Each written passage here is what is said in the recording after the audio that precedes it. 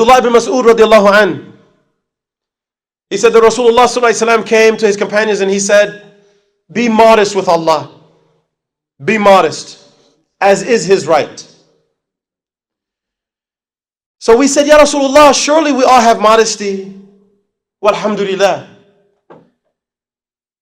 And Rasulullah sallallahu alaihi wasallam said, it's not so. I'm not talking about that. Because they thought he was talking about covering the awrah and things like that. Just covering the awrah. Rather, Rasulullah sallallahu alaihi wasallam said, rather, modesty before Allah, as is his right, is to guard the mind and what runs through it. To guard the stomach and what fills it. And to reflect upon death and trials.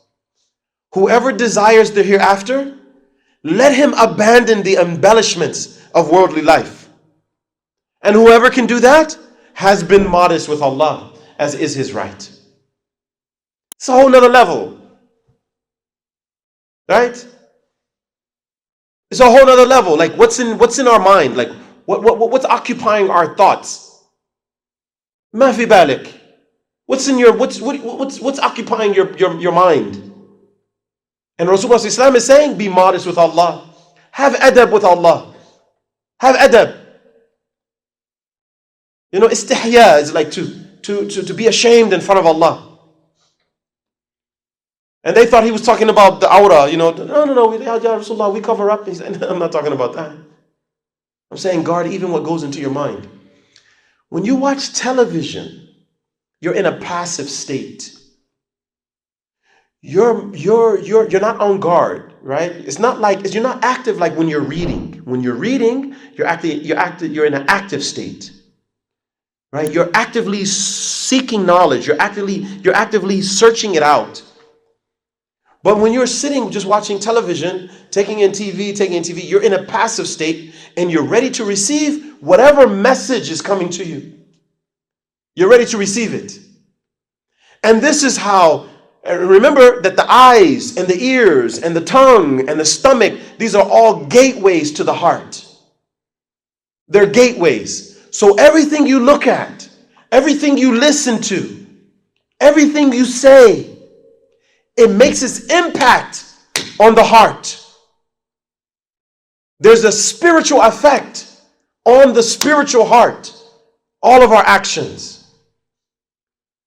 So, right, there's another hadith where Rasulullah sallallahu alaihi wasallam, this is recorded in the Musnad of Imam Ahmed, where Rasulullah sallallahu alaihi wasallam, was with his companions in the masjid, and someone came to him and said, Ya Rasulullah, there's these two women and they're getting ready to die from hunger and thirst.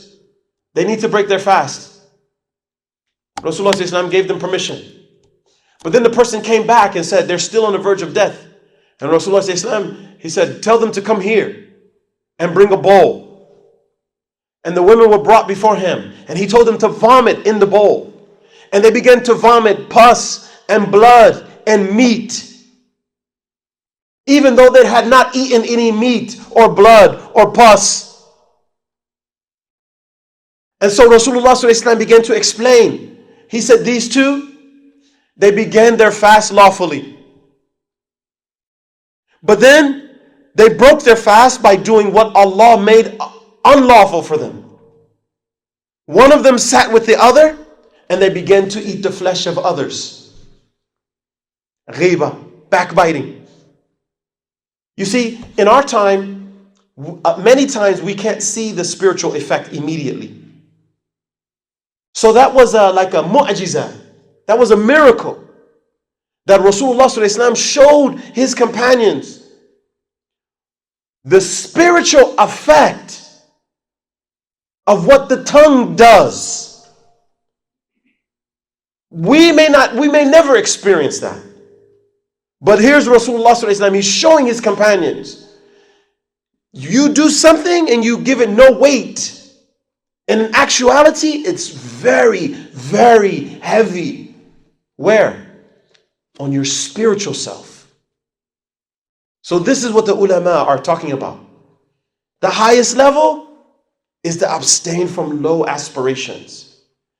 Your himmah, that which you aspire to, that which you are determined to do, should be higher than Netflix. It should be higher than consuming social media all day. So I'll end with this. Ramadan, ya ibadullah, it is a time of reconnecting to Allah subhanahu wa ta'ala.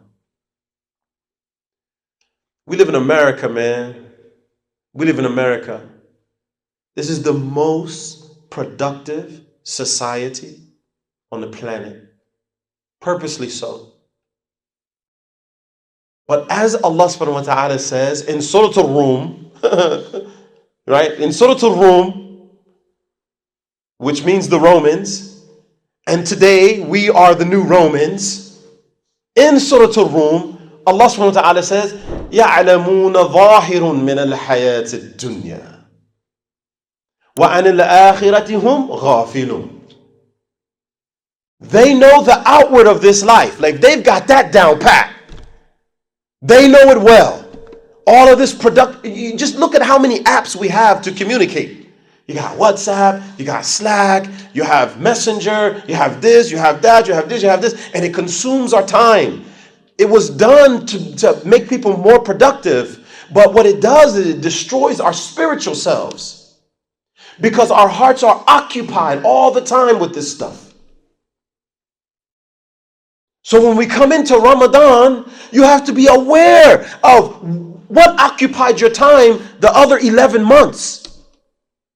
And you have to say, I am going to reconnect. I'm going to strengthen my relationship with Allah subhanahu wa ta'ala.